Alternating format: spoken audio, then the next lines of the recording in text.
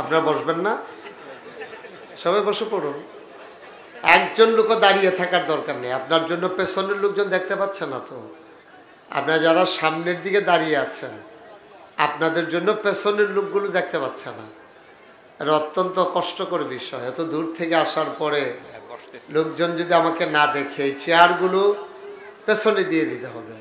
যারা চেয়ারে বসে আছেন, এটা এখন তো সমস্যা। এখন সব কিছু নাড়াচাড়া করতে গেলে এই লোকজনের নাড়াচাড়া করতে ওয়াজ শুদ্ধা লইরা যাবে না, আরেক সমস্যা। আমরা শুরু করি। আপনারা যদি প্রয়োজন মনে করেন বসে পড়েন, কারণ এত বিশাল জনসমুদ্র বসিয়ে দেওয়া আমার জন্য কষ্টকর। কারণ ইচ্ছে করলেই সমুদ্রকে বোতলের ভিতরে ভরা যায় না। বোতলের ভিতরে বোতলের পানি জায়গা হয়। বেজটা বন্ধ করে দাও। মাইকে বেজ দিও না, বেজ দিও না, ইকো দিও না, শুধু মাইক দাও। তোমার মাইক ভালো, কিন্তু বেজও দেবা না, ইকোও দেবা না। হ্যাঁ, আর একটু সাউন্ডটা কমিয়ে দাও, যেন আলাদা নয়েজটা যেন না হয়। সবাই পড়েন আলহামদুলিল্লাহ। সবাই পড়ছেন? এই হুজুরই তো পড়ে নাই, আপনারা কোন সবাই পড়ছেন? চেয়ারম্যান শব্দ আমি তো হুজুর আনলামই, হুজুরের সুবহানাল্লাহ তো আমার সুবহানাল্লাহ। তাহলে হবে নাকি? সবাই পড়তে হবে। আমি তো কাউকে বাদ দিয়ে বলি নাই। সবাই পড়েন সুবহানাল্লাহ, বলেন আলহামদুলিল্লাহ, আল্লাহু আকবার। শুকরিয়া আদায় করলাম কার? করব কার? করে যাব কার? লস না লাভ? কম না বেশি? প্রমাণ আছে নাকি নাই? আমার আল্লাহ রাব্বুল আলামিন কোরআনুল কারীমে কত সুন্দর করে ওয়াজ করে দিলেন। আল্লাহ বলেন, লা ইন শাকারতুম লা আযীদান্নাকুম। ও দুনিয়ার মানুষ, নিয়ামত পেয়ে যদি শুকরিয়া আদায় করবে, যেই নিয়ামত পেয়ে শুকরিয়া আদায় করবে, শুকরিয়া আদায়ের কারণে ওই নিয়ামত আমার আল্লাহ আরো বহুত গুণে বাড়িয়ে দেবেন। বলেন সুবহানাল্লাহ। আমার আল্লাহ যা বলেন তা করেন নাকি করেন না? কম কম না বেশি বেশি? প্রমাণ আছে নাকি নাই? আমার আল্লাহ দুনিয়ার মানুষের মতো না। দুনিয়ার মানুষ বলে একটা, করে আরেকটা।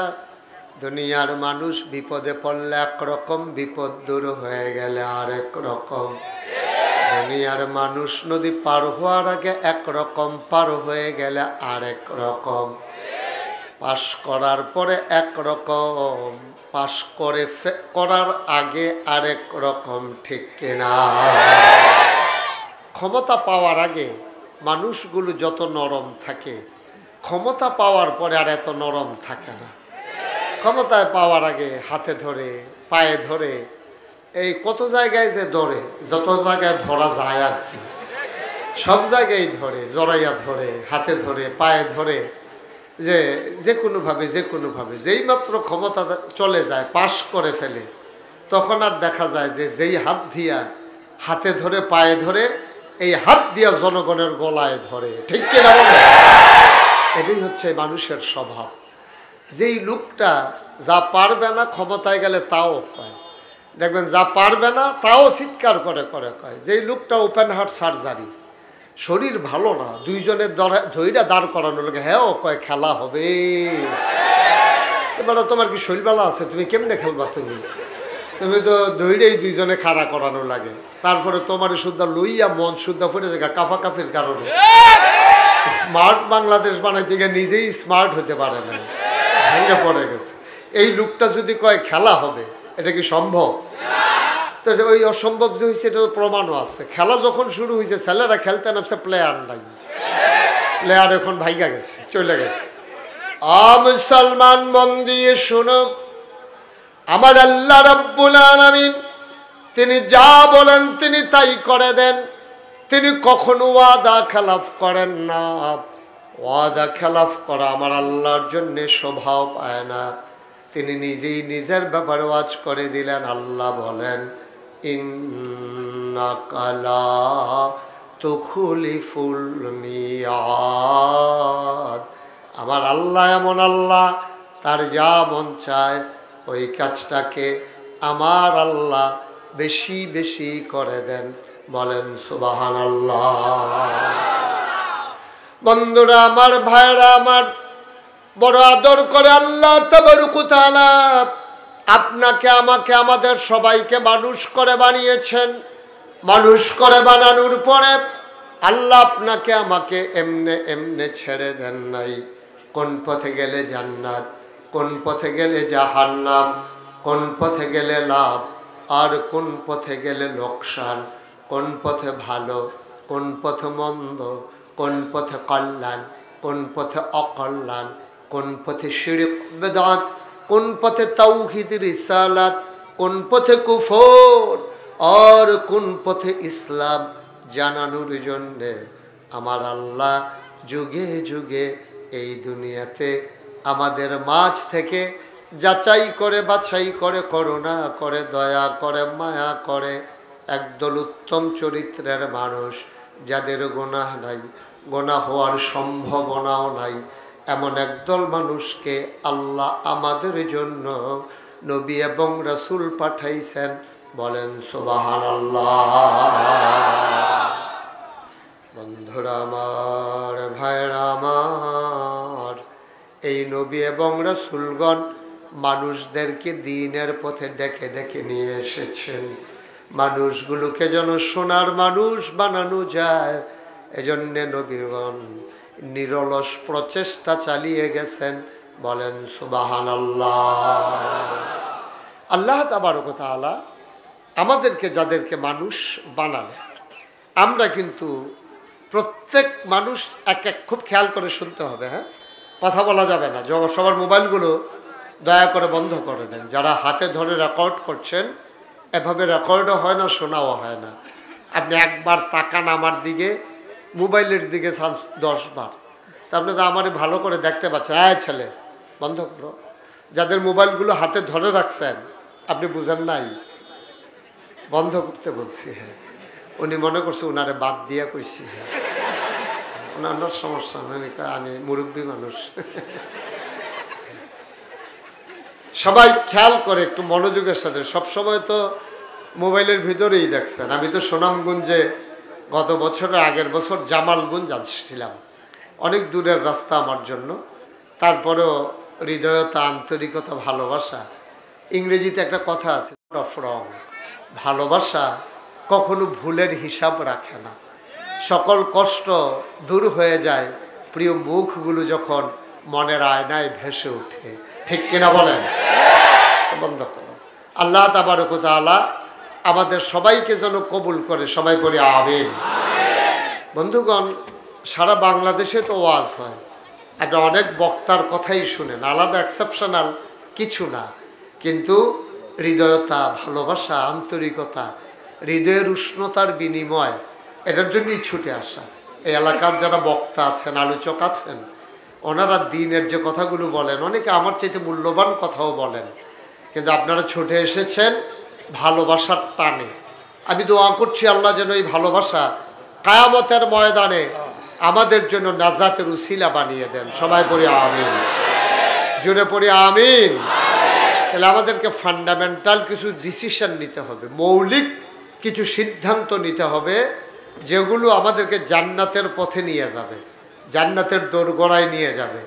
আমরা যখন জান্নাতের গোড়ায় দাঁড়িয়ে যাব, জান্নাতের যারা হুর গালমান আছেন, ওনারা আমাদেরকে ফুলের মালা নিয়ে বরণ করে নেবে। দুনিয়াতে আপনাকে ফুলের মালা দিল, এটার কোনো দাম নাই। কবরে গিয়া ওয়াজ করবেন তো কি কথা বলতেছেন? দুনিয়াতে আপনাকে দিল সবাই মিলে ফুলের মালা, দেখছেন না? এই মন্ত্রী আসবে, এমপি আসবে, রাস্তার দুই পার্শ্বে স্কুলের কোমলমতি বাচ্চাগুলোকে, মাদ্রাসার ছাত্রগুলোকে রোদের মাঝে দাঁড় করিয়ে রেখেছে ঘন্টার পর ঘন্টা, সবাইকে ফুলের মালা দেওয়া হলো। কিন্তু আখেরে দেখলেন কেমন হয়ে গেল, ফুলের মালার বদলে তাদের ভাগ্যে জুটে গেল জুতার মালা। ঠিক কিনা বলেন? এটাই বোঝা যায়, জোর করে কোনো কিছু খাইয়ে দেয়া যায় না, যা আন্দাজ মতো কাজ করা লাগে। আপনাকে যদি কোথাও মেহমান হিসাবে দাওয়াত দেয়, এটা আপনি মনে রাখেন। আশা করি আপনাদের মনে আছে, তারপরে আবার মনে করাই দিচ্ছি। এটা মনে রাখেন, আপনাকে যদি এই যাওয়ার পরে সকালে নাস্তা দেয় আম আর চিড়া, এখন আপনি দেখবেন যে আপনি যে আমটা দিছে এটা আপনি ধইরা মুঠের ভিতরে আনতে পারবেন কিনা, হাতে কবজার ভিতরে আনতে পারবেন কিনা। আপনি যদি না আনতে পারেন তাহলে আপনি আমটা কি চিপতে পারবেন না। তাহলে আমটা কি চিপতে না পারলে আমের রস বের হবে না। এখন আম হইলে এত বড়, আপনার হাত হইলে এত ছোট। এখন এই ছোট্ট হাতে যদি বড় আম ধরতে যান তাহলে এটা একবার এদিকে চলে যাবে, আরেকবার ওইদিকে চলে যাবে, যেটা আমার বাংলাদেশে হয়েছে। বাংলাদেশের মানুষগুলো 56,000 বর্গ মাইলের টেকনাফ থেকে তেঁতুলিয়া, রূপসা থেকে পাথুরিয়া যারা এই ক্ষমতার আসনে আসীন হয়, তারা বাংলাদেশের মানুষের পালস বুঝতে পারে না, সেন্টিমেন্ট বুঝতে পারে না। তাদের হাতের চাইতে বড় আম তারা পাঞ্জার ভিতরে নিতে চায়, ঠিক কিনা বলেন?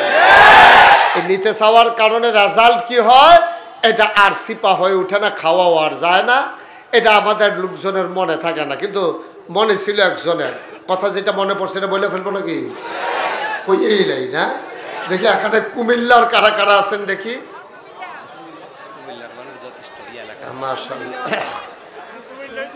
আমাকে আনার দরকার ছিল, আপনারা কুমিল্লা গেলেই তো এক জায়গায় শুনে ফেলতে পারতেন। সব না, মানে অধিকাংশ আর কি। এখানে এখানকার মানুষও আছেন, সবাই পড়েন আমিন।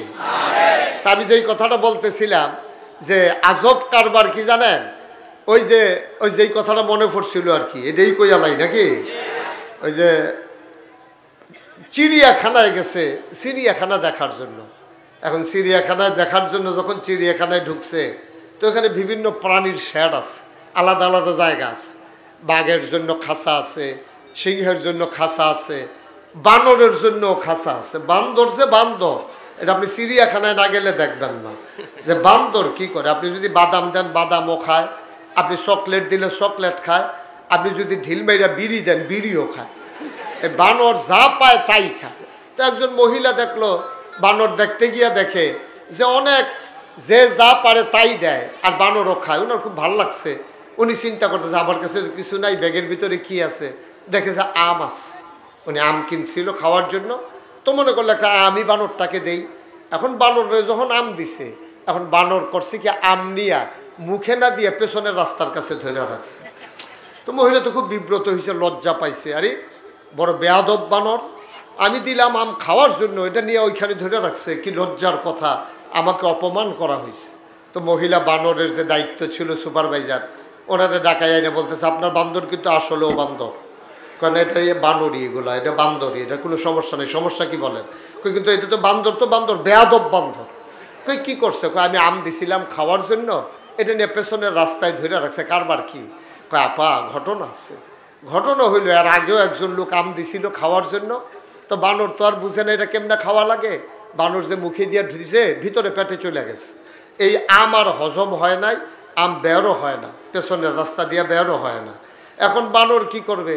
তখন বানরের প্রস্রাব পায়খানা বন্ধ, অপারেশন করে তারপরে এই আম পেট থেকে বের করা লাগছে পেছন দিয়া।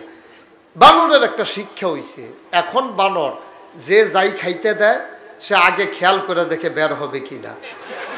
যদি দেখে যে বাইরেইব না, তখন আর এটা মুখে দিয়া দেয় না। এই জন্য সে মাপতে আছে বের হবে কিনা। আপনি অন্য কিছু মনে করেন না, এটা ওই সমস্যা। ওই সমস্যার কারণে ওরা আমার মনে আছে।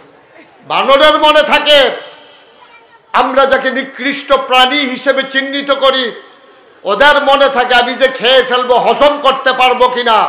আমার দেশের নেতাদের এই কথা মনে থাকে না, ঠিক কিনা বলো? যে আমি যে হাল ধরতে চাই, এই জনগণগুলোকে ভোটের নিচে নিষ্পেষিত করতে চাই, ওদেরকে আমরা হজম করতে পারবো কিনা এই কথা ভুলে যায় বলেই আমরা 5 বছরের জন্য যখন ক্ষমতায় বসাই, ওরা জোর করে 17 বছর থাকতে চায়। ইচ্ছে করলেই থাকা যায় না, প্রমাণ করে দিয়েছে আমার ছেলেরা। যেদিন ছেলেরা তাদের বুকের ভিতরে বুলেট বিদ্ধ হয়েছে, আপনি খেয়াল করে দেখবেন আমার আবু সাইদ যখন সিনা টান টান করে দাঁড়িয়েছে, আমার টাকায় কিনা বন্দুক, আমার জনগণের টাকায় কিনা বুলেট, আর আমার পুলিশ, আমার বেতন খাওয়া পুলিশ আমার আবু সাইদের বুকে যখন বন্দুক তাক করেছে, আবু সাইদ পালিয়ে যায়নি, পোস্টমর্টেমের রিপোর্ট এসেছে 3টা আঘাত করেছে, 3টা গুলি করেছে, 3টাই তার সিনায় বিঁধেছে, একটাও তার পিঠে লাগে নাই। ঠিক কিনা বলো? সুতরাং যারা মরতে শিখেছে তাদেরকে মৃত্যুর ভয় দেখাইয়া, যারা মরতে শিখেছে এই জাতিকে দমানো যায় না। এই গাঞ্জা খাওয়া মানুষরে বিড়ির ডর দেখাইয়া লাভ নাই। তারা গাঞ্জায় ধরে না, হয়তো অন্য তার খুঁজতে আছে, তারা বিড়ির ডর দেখাইয়া লাভ আছে? হয়তো ভাই বিড়ি কেমনে আইয়া যায় এটা আরো পাইতে আসছিল। গাঞ্জা খাইতে খাইতে অভ্যাস। যারা মরতে শিখেছে তাদেরকে কখনোই মৃত্যুর ভয় দেখাইয়া লাভ নাই। এটাই হচ্ছে নতুন বাংলাদেশ, এটাই 5ই আগস্টের পরের বাংলাদেশ। ঠিক কিনা? সুতরাং এই বাংলাদেশে আমাদেরকে মাথা উঁচু করে দাঁড়াতে হবে। আজকে ক্লিয়ার যে মেসেজগুলো আমি আপনাদেরকে দিতে চাই, এই জনসমুদ্রের মাঝে আমি যে ক্লিয়ার মেসেজটা তুলে ধরতে চাই, আমরা ধীরে ধীরে সেদিকে যাই। কোরআনে ঢোকার আগে মারদুদ শয়তান থেকে ফেলে হয়েছে, যিনি রহমান যিনি রহিম, তার নামে চলো শুরু করি, সবাই পড়ি। আউযু বিল্লাহি মিনাশ শাইতানির রাজিম। বিসমিল্লাহির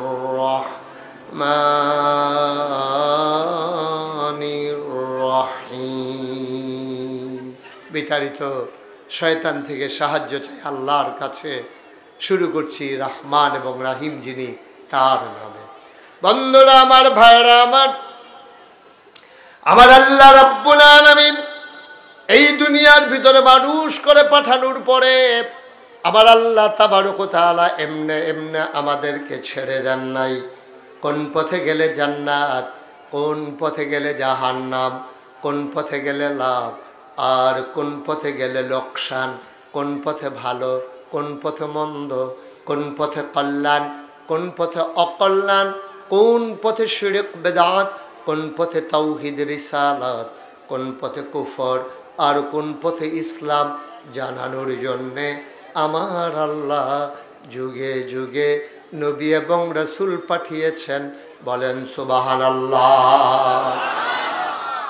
যুগের ব্যবধানে, সময়ের ব্যবধানে, যুগের পরিক্রমায় ক্রমাগতভাবে এই মানুষের মাঝ থেকে যত নবী এবং রাসূল পাঠিয়েছেন, আদম আলাইহিস সালাম থেকে শুরু করি আখিরি জামানার নবী পর্যন্ত যত নবী এবং রাসূল পাঠিয়েছেন, আল্লাহ তাবারক ওয়া তাআলা এক একজনকে এক একটা নিয়ামত দিয়েছেন।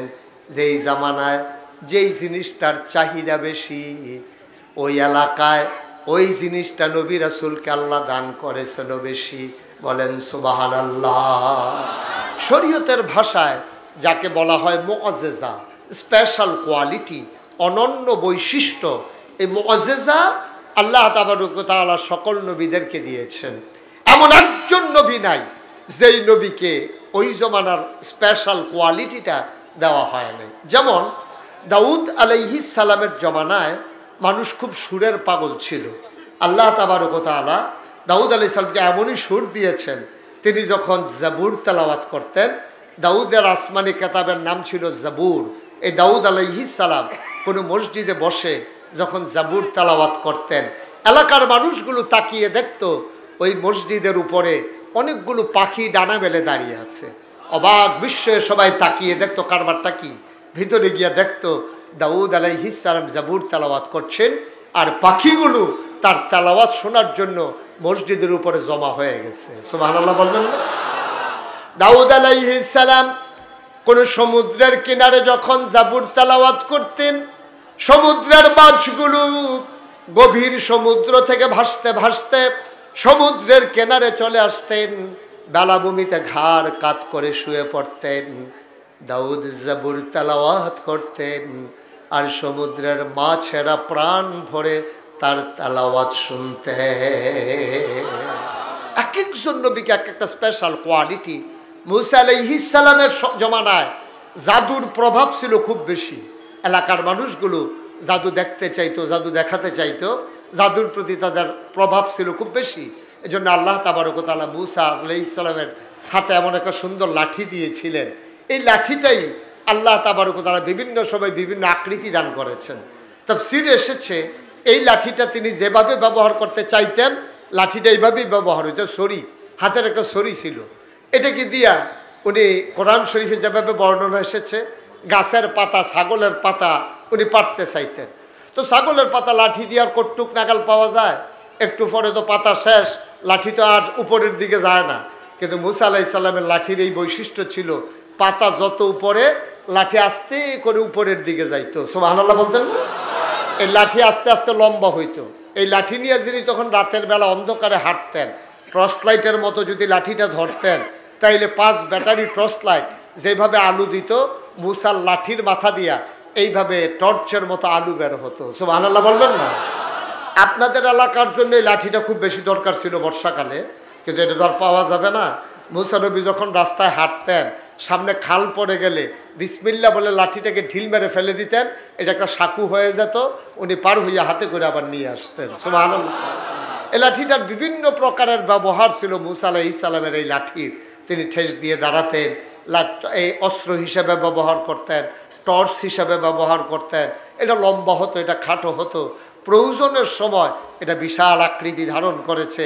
ফেরাউন যখন তাকে চ্যালেঞ্জ করেছিল, ওপেন চ্যালেঞ্জ, তখন মুসা আলাইহিস সালাম তাদের সামনে, জাদুঘরদের সামনে যখন কিংকর্তব্য বিমূঢ় হয়ে গেলেন, হতবিহবল হয়ে গেলেন, ওরা সামনে আইনা অনেক জাদুর সাপ যখন তৈরি করলো, মুসা আলাইহিস সালাম তার হাতের সাপটা যখন ছেড়ে দিলেন, তখন আস্তে করে লম্বা এমন একটা সাপ হয়ে গেল। সাপটা যখন হা করেছে, কাসাসুল কোরআনের ভিতরে এসেছে, সাপের নিচের জিহ্বাটা মাটিতে, উপরের ঠুটটা চলে গেছে আসমানের উপরে। সুবহানাল্লাহ বলবেন না? শ্বাস, এই সাপটা কারো কাছে যায় নাই, শুধু ভিতরের দিকে একটা শ্বাস টান দিছে, দেওয়ার সাথে সাথে তাদের এই বানানো সাপগুলো একটা শ্বাসের টানের সাথে সাথে মুসার সাপের পেটের ভিতরে চলে আসছে। এই মুসা আলাইহিস সালামের সাপ, এটা আল্লাহ তাবারক ওয়া তাআলার পক্ষ থেকে এই লাঠি ছিল তার মুআজ্জাজা। আদম সফিউল্লাহ, আদম হলেন আবুল বাশার, নূহ আদমের সানি, ইব্রাহিম খলিলুল্লাহ, ইসমাইল জাবিউল্লাহ, মুসা কালিমুল্লাহ, ঈসা রূহুল্লাহ। সুলাইমান নবীর দিলেন রাজত্ব, দাউদ নবীর দিলেন সুন্দর কণ্ঠ, ইউসুফ নবীর দিলেন সুন্দর চেহারা। অবন্ধু মন দিয়ে শুনো, এবার জানতে মন চায় সব নবীরে সব দিলেন, আমার নবীরে কি দিলেন জানতে মন চায় নাকি চায় না? এক একজন নবীকে এক একটা স্পেশাল কোয়ালিটি দিলেন। আমার নবী শেষ নবী, তার 3টা মৌলিক উপাধি আছে। তিনি ইমামুল মুরসালিন, তিনি খাতামান নবিয়্যিন, তিনি রাহমাতুল লিল আলামিন। সুবহানাল্লাহ বলবেন না? এই 3টার কারণে তিনি ইমামুল মুরসালিন, সকল রাসূলগণের তিনি ইমাম। সুবহানাল্লাহ বলবেন না? এই 3টার কারণে তিনি সকল রাসূলের ইমাম। তো ইমাম কি একজন হয় না 10-12 জন হয়? সানি ইমাম আছে, কিন্তু প্রথম এই যিনি খতিব উনি একজনই। তাইলে ইমাম, সকল রাসূলের ইমাম হচ্ছে আমার নবীজি। তিনি খাতামান নবিয়্যিন, তিনি হলেন সর্বশেষ নবী। সুবহানাল্লাহ বলবেন না? তিনি হচ্ছেন রাহমাতুল লিল আলামিন, তিনি সমস্ত জগৎবাসীর জন্য রহমত। সুবহানাল্লাহ বলবেন না? এরপরও আরো কথা আছে। আমরা যখন জানতে চাইলাম, আল্লাহ আপনি সব নবীরে সব দিলেন, আমার নবীরে কি দিলেন বলবেন না? আল্লাহ তাবারক ওয়া তাআলা যেন জানিয়ে দিলেন। এই ব্যাপারে সকলে ইজমা হয়ে গেছে। সাহাবিন, তাবিন, তাবে তাবিন, উম্মাহাতুল মুমিনিন, আইম্মে মুজতাহিদিন, আইম্মে শরীয়ত, আইম্মে তরিকত, সালফে সালিহিন, উলামায়ে মুতাকাদ্দিমিন মুতাআক্খিরিন, ইমাম সাহেবান, মুফাসসিরিনে কেরাম, মুফতিয়ানে আযম, সবাই মিলে একমত হয়ে গেল, শুনো শুনো, 1,24,000 বলো, খুব খেয়াল করে শুনেন, 1,24,000 বলো আর 2,24,000 বলো, সকল নবী এবং রাসূল মিলে যা আমার নবীজি একাই তা। তাহলে কম না বেশি? সবকিছু আমার নবীর মাঝে আছে। আল্লাহর নবী আশার নামাজের পরে প্রচন্ড গরম, ভ্যাপসা গরম, তিনি ঘরের ভিতরে ঘুমোতে পারছিলেন না। তিনি তার আদরের স্ত্রী আমাদের ছোট আম্মা নাম হইল আয়েশা রাদিয়াল্লাহু তাআলা আনহা। 6 বছর বয়সে বিয়ে হয়েছে, 9 বছরে বয়সে সংসার শুরু হয়েছে। 18 বছর বয়সে আমাদের আম্মা, ছোট আম্মা স্বামীহারা হয়ে গেছেন, অর্থাৎ তিনি বিধবা হয়ে গেলেন। মাত্র 9 বছর আমাদের আম্মা সংসার করেছেন। এই আম্মা জান আয়েশা রাদিয়াল্লাহু তাআলা আনহার ঘরে ঢুকলেন নবী, বললেন আয়েশা প্রচণ্ড গরম, ঘুমানোর সুযোগ নাই, বাড়ির আঙ্গিনায় খেজুর গাছের নিচে একটু পাটি বিছাও। খেজুর পাতার পাটি বিছানো হলো। নবী বললেন আরাম ফরমাইতে চাই। আম্মা জান আয়েশা আসন পেতে বসলেন, কুলির ভিতরে আমার নবী মাথা রাখলেন। আমার আম্মা জান আয়েশা আস্তে করে কপাল টিপে দেয়, চুলের ভিতরে আস্তে করে বিলি কেটে দেয়, আঙ্গুল দিয়ে আদর করে দেয়। আমার নবী আনন্দে চোখ বন্ধ করে ফেললেন। আম্মা জান আয়েশা ডাক দেয়া কয়, ইয়া রাসূলুল্লাহ, ইয়া হাবিব আল্লাহ, কথা জানতে মন চায়। কয় বলো কি কথা জানতে চাও? কয় নবী গো, আপনি তো নবী, ইউসুফও তো নবী। কয় হ। কয় শুনলাম ইউসুফ নাকি নাকি খুব সুন্দর। কয় অবশ্যই সুন্দর। কয় আপনিও তো সুন্দর। কয় ঠিকই আছে। আম্মা জান আয়েশা বড় বুদ্ধিমতী ছিলেন, এই জন্য নবী বারবার বলতেন তরকারির ভিতরে লবণটা যেমন দরকারি, ইসলামের ভেতরে তোমাদের আম্মা আয়েশা তেমন দরকারি। আপনি হলুদ না দিলে তরকারি হবে, রং হবে না। একটু আমার দিকে খেয়াল করেন। ঘুমাইতেছে, ট্রায়াল দিতেছি, ইহাকে বলে ঘুম। আছে, এরকম হয় অনেক সময়।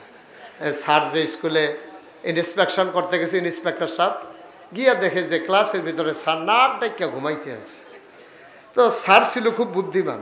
এখন ইন্সপেক্টর সাহেব যখন দেখছে যে ক্লাসের টিচার ঘুমাইতে আছে, তখন তো উনি গলা ঝাড়া দিছে। কি আর, উনি তো ঘুমাইতে আছে নাক ডাইকা। সকালবেলা গাভীর ঘাস উঠাইছে, গোসল টুসল করাইছে, রাত্রেবেলাও ঘুমা করছে, উনি তো নাক ডাইকা ঘুমাইতে আছে। ইন্সপেক্টর সাহেব দরজায় দাঁড়িয়ে ডাক দিতেছে, স্যার স্যার আপনি কি ঘুমাইলেছেন? স্যার লাভ দিয়ে উঠতেছে, রে কই ইহাকে বলে ঘুম। তো ইন্সপেক্টর সাহেব তো কিচ্ছু বুঝে নাই, এটা কি কইলো মাইতে দিয়ে ইহাকে বলে ঘুম, এটা কি? তো ইন্সপেক্টর সাহেব ঢুকছে, ঢুইকা কয় বুঝলাম না, আপনি এটা কি বললেন? কয় যে স্যার আজকে 3 দিন ধরে ফলাফাইন্ডে ঘুম কারে কয় শিখাইতে আসছি। এটা নিয়ে ফাড়ে না, এটা ঘুম কারে কয়। আমি এতভাবে বুঝাইয়া কইতে আসি যে ইহাকে বলে ঘুম, বুঝেই না। এখন স্যার আমি তো স্যার আমি ভালো টিচার, বেস্ট টিচার, এই জন্য ঘুমাইয়া দেখাইতেছে ঘুম কারে কয়। এর ভিতরে আপনি আইসেন, এই জন্য এটা নিয়ে শিখাইলাম প্র্যাকটিক্যাল। স্যার কয় মাশাআল্লাহ খুব ভালো টিচার। যে এত প্র্যাকটিক্যাল টিচার তো খুঁজে পাওয়া মুশকিল, যে একেবারে ঘুমাইয়া শিখাইতে আছে ঘুম কারে কয়। তো উনিও ইহাকেই বলে ঘুম। হ্যাঁ, সবাই পড়ে না আমিন। উনি খুব মনোযোগের সাথে চোখ বন্ধ করে শুনতেছিলেন, তো আসলে ঘুমাচ্ছিলেন না, একটা ঘুম ঘুম ভাব আসতেছিল আর কি। সবাই কোন আমিন। তো নবীজি কথা মনে আছে তো নাকি? আর নবীজি আম্মা জান আয়েশার কেমন বুদ্ধি দেখেন। নবীজি কি কয়? কয় মরিচ ছাড়া তরকারি হয়তো ঝাল হয় না, হলুদ ছাড়া তরকারি হয়তো রং ধরে না, গরম মশলা ছাড়াও তরকারি হয়তো গন্ধ ছড়ায় না, কিন্তু মনে রাখবা লবণ ছাড়া তরকারি দিলে তরকারি মুখে দেওয়া যাবে না। ঠিক কিনা কম? নবীজি উদাহরণটা কেমনে দিছে দেখেন। 11 জন স্ত্রী নবীজির। কয়জন? কথা কয় না, কয়জন? আম্মা জান আয়েশার ব্যাপারে কয় তরকারির ভিতরে লবণটা যেমন দরকারি, ইসলামের ভিতরে তোমাদের আয়েশা এমন দরকারি। সুবহানাল্লাহ বলবেন না? কত বড় কথা আম্মা জান আয়েশার ব্যাপারে। অথচ 9 বছর বয়সে সংসার শুরু করছে, 18 বছর বয়সে এন্তেকালি করে ফেলছেন। আর আমাদের দেশে আইন করেছে 18 বছরের আগে বিয়েই দেওয়া যাবে না। আর আম্মা জান 18 বছরে সংসার করা শেষ, 9 বছরে শুরু হয়েছে, 18 বছরে আইন এই আপনার বিবাহ জীবন শেষ, ওনার স্বামী ইন্তেকাল করে ফেলেছে। মানে রাখবা বাংলাদেশে চরিত্র বিধ্বংসী, মানুষের চরিত্রকে ধ্বংস করার জন্য, ডেস্ট্রয় করার জন্য যতগুলো আইন আছে, এর ভিতরে এইটাও একটা আইন। বাল্য বিবাহ আমরা সমর্থন করি না। এর মানে 18 বছর পর্যন্ত অপেক্ষা করতে হবে তাও না। মেয়ে যদি সাবালিকা হয়, বিয়ে সংসার বুঝে তাকে বিয়ে দিতে হবে, ইসলামের এইটাই রীতি। আর যখন ওই মেয়েরা সাবালিকা হয়, যখন বিবাহ কারে কয় বুঝে, স্বামী স্ত্রী কারে কয় বুঝে, এই মেয়েটাকে যদি আটকে রাখা হয় তখন সমাজের ভিতরে বেহায়াপনা বেড়ে যায়, ঠিক কি না বলো? হচ্ছেও তাই। আজকে নানান কারণে আমার সমাজে বেহায়াপনা বৃদ্ধি পেয়েছে। আজকে আমার যুবকের চরিত্র, ওই ছেলেটাকে বসাই দেন, এই যে ছেলে লাল গেঞ্জি হাতে আইসে, এটা গাও দিয়া ভাইরাল অনের লেগে গঞ্জিল কালার দেখেন, 1 কোটি মানুষের সামনে খেয়ে রইলে ওতে আলগা। এমন এক গেঞ্জি গাও দিছে তারে আড়াইলাওনের কোনো সম্ভাবনা নাই। আপনারা হগলে আড়াইলে ওতে ঠিকই থাকবো, তে উডে বেড়া তে মনে করছে অন্য হুজুর। ধরতে পারছে না হলো কোন হুজুরের মাহফিল হয়েছে, সিফা দিয়া বইয়া থাক।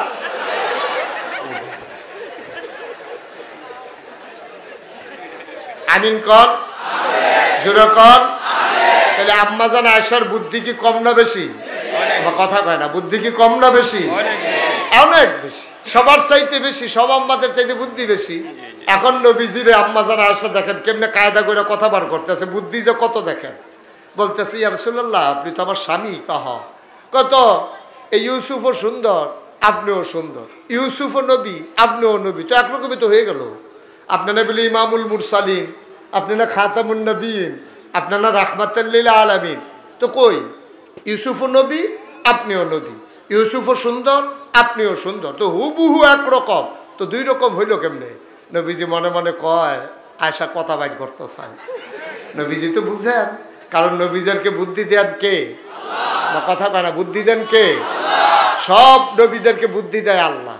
যখন ইব্রাহিম আলাইহিস সালামের জমানায় যখন নমরুদ যখন খোদাই দাবি করছে, গোটা পৃথিবীর মানুষ কিন্তু সাজদা দিছে নমরুদরে, কিন্তু একমাত্র একা একজন দেন নাই, তিনি কে?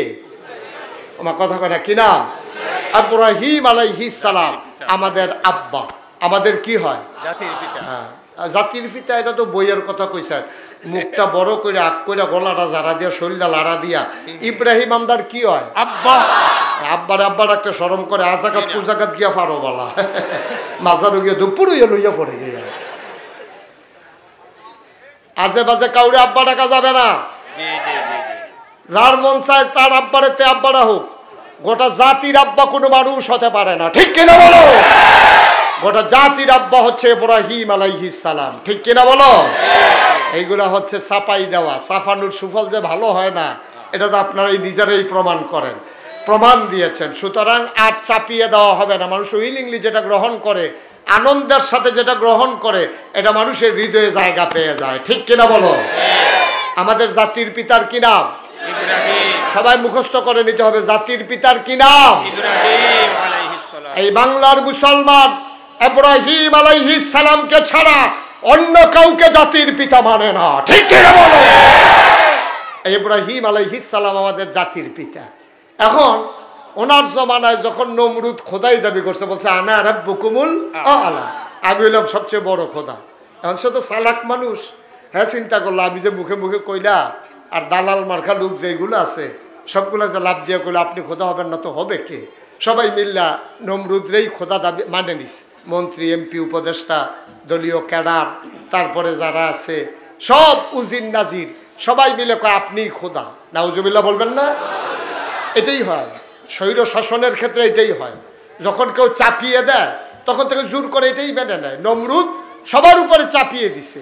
নমরুদ বলছে খোদাকে, তো সবাই চিৎকার করে বলতেছে আপনিই খোদা। কারণ নমরুদ জানে তাকে অস্বীকার করলে জীবন নিয়ে বাড়ি পর্যন্ত যাওয়া যাবে না।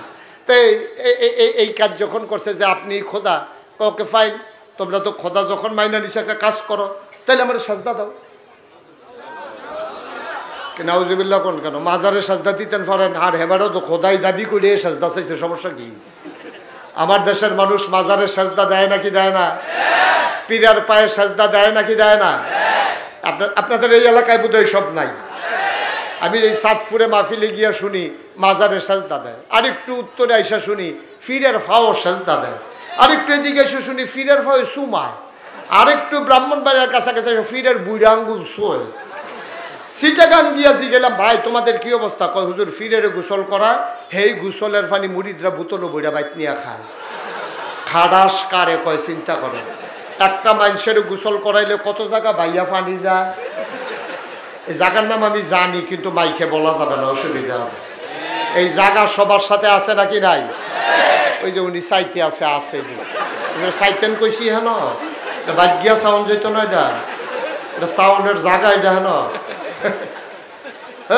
কি কারবার কি দেখা। একটা মানুষের গোসল করাইলে কত জায়গা বাইয়া পানি যায়, সেই পানি বোতলও বইরাই না খায়। আহারে মুসলমান, আহারে মুসলমান, নাউজুবিল্লাহ বলবেন না? জোরে বলবেন না নাউজুবিল্লাহ? এখন যেই কথাটা বলতেছিলাম, এখন নমরুদ যখন খোদাই দাবি করছে আর সবাই যখন ঘোষণা দিছে সেজদা দাও, লাইন ধরে সবাই সেজদা দিতে আছে। নমরুদের যারা গোয়েন্দা, কিয়েন্দা বা কথা কয় না, কিয়েন্দা গোয়েন্দা কারে কয় বুঝেন তো? গোপন খবর যে গোপনে আইসা কয় তারে কয় গোয়েন্দা। আর নমরুদের গোয়েন্দা আইসা নমরুদকে কানে কানে বলতেছে আল্লাহ। কারে কয়? কথা না, কারে কয়? আপনারা তো কইতেন পারছেন কারে কয়। আমি দাউদকান্দি মাহফিলও জিগেছি, ভাই কারে কয়? হ্যাঁ তারক আমরা কি হ্যাঁ আসলাম, কারে কয় আমরা কেমন জানছিলাম না তো। হ্যাঁ আপনারা তো বলতে পারছেন, বুঝে গেল ওইখান থেকে বুদ্ধিমান লোক এই এলাকায়ও আছে না। নমরুদ এই যখন কইতে আছে যে আল্লাহ শব্দ আইছে, একজন সাজদা দিতে আসে নাই। কয় কি নাম তার? তার নাম ইব্রাহিম। সুবহানাল্লাহ বলবেন না? ইব্রাহিম আলাইহিস সালাম আসেন নাই। এটাই হচ্ছে ইসলাম, এটাই হচ্ছে ইসলাম। এখন যখন ইব্রাহিম সাজদা দেয় নাই, এখন নমরুদ তার আব্বারে ডাক দিছে। কয় তার বাপের নাম কি? কয় আজর। ডাকো আজরকে। আজর তোমার ছেলে কই? কয় কোন ছেলে? কয় ইব্রাহিম। কাছে তো মাঠেই। কয়টা খবর নিছি মাঠে নাই, আমার সাজদা দেওয়া লাগবে, এই জন্য তোমার ছেলে মাঠে আসে নাই। খবর নাও কই আছে। এবার এই আজর আমাদের দাদা হয়। আজর আমাদের কি হয়? আরে বাবার আব্বা কি হয়? তাদের আব্বা তো ভালো, দাদা দেয় না, সিটার করছে বাটফারের হেডকোয়ার্টার। বাপটা ছিল ভালোই, এই দাদাটাই পড়ছে জঘন্য খারাপ। আজর দৌড়ে বাড়িতে গিয়া দেখে আমাদের আব্বা, কি নাম? ইব্রাহিম আলাইহিস সালাম কাঁথা বুড়ি দিয়া নাক ডাইকা ঘুমাইতে আছে। সবাই সাজদা দেয়, আব্বা নিশ্চিন্তে ঘুমায়। ইমানদার যারা, তাদেরকে কোনো প্যারেশানি, তাদেরকে প্যারেশানির ভিতরে নেয় না। তারা ইসলামের অতন্ত্র প্রহরী যারা, তারা মনে করে আল্লাহ যেমন করে রাখে তেমনই আলহামদুলিল্লাহ। এই জন্যে এই বাংলাদেশে আমরা অধুনা দেখতে পেলাম ফাঁসির হুকুম হয়ে গেছে, সময় নির্ধারণ হয়ে গেছে। জিজ্ঞেস করলেন কখন ফাঁসি হবে আমার? আর মাত্র 3 ঘন্টা বাকি, তারপরে আপনার ফাঁসি হবে। আমার ইসলামী আন্দোলনের নেতা তিনি মুখ উঁচিয়ে বললেন, মৃদু কণ্ঠে বললেন, 3 ঘন্টা আর কি করব, শরীরটা খারাপ লাগে। আপনি কি কল্পনা করতে পারেন একটা মানুষের 3 ঘন্টা পরে ফাঁসি, আর উনি বলতেছে আমি একটু ঘুমাই নেই? এটা গল্প না, মুখরোচক কোনো ইতিহাস না, বানানো মজার কথা না। ঠিক ঠিক তিনি 3 ঘন্টার ভিতরে 2 ঘন্টা ঘুমিয়ে তারপরে উঠে অজু করে গোসল করে নফল নামাজ পড়ে তারপরে তিনি ফাঁসির কাস্টের দিকে এগিয়ে গেছেন। এটাই হচ্ছে ইসলাম, ঠিক কিনা বলো? চারটিখানি কথা মনে করেছেন? 3 ঘন্টা পরে ফাঁসি, 3 ঘন্টা পরে ফাঁসি, তারপরে লোকটা ঘুমায়।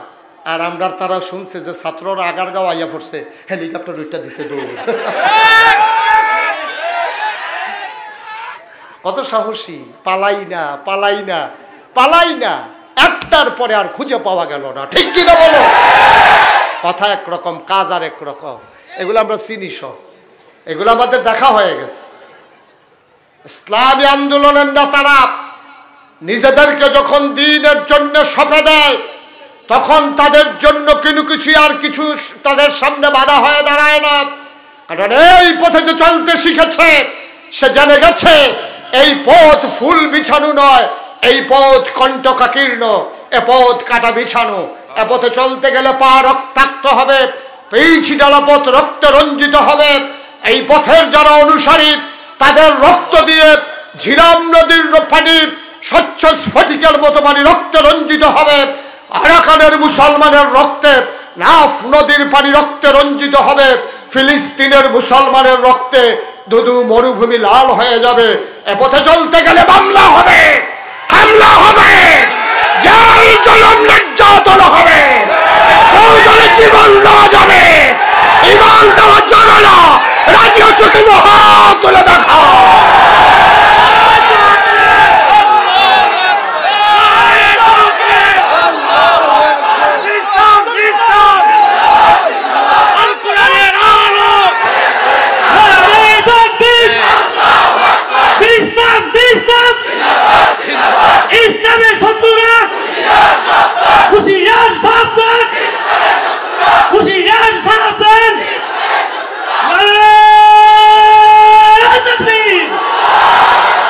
সবাই পড়েন আমিন।